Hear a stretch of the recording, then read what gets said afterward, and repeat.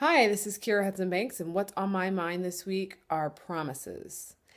And I had to do this post. I was headed to bed, but my mind is racing because I just got home from seeing American Promise. And it's a really good documentary of two African American boys from the age of 5 to when they enter college. And they enter an elite school that's predominantly white. And it's amazing to see the ways in which race acts on them without even being sometimes noticed by them, and even sometimes noticed by their parents until they're able to kind of see a pattern or connect a few dots. And what gets me most about the film is that there's no way to escape it. And the beautiful part about the film is that there's no narration.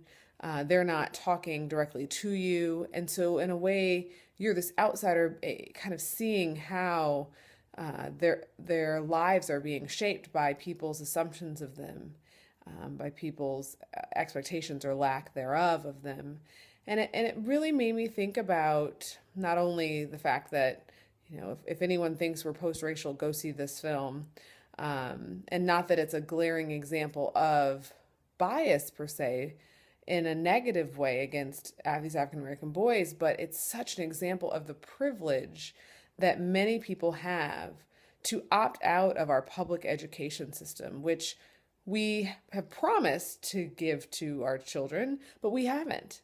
And so, if you have the privilege, whether it's class, race, legacy, knowledge, to opt out or to navigate very effectively our education system, if you have that privilege, you're going to be okay.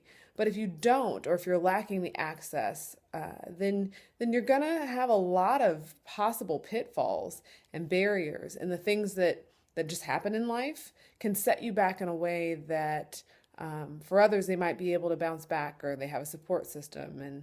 And so all that to say, it's a great documentary. For me, having two boys and this following two boys was very thought provoking, and definitely worth hearing what other folks think about it. So I'm going to try to get some sleep now.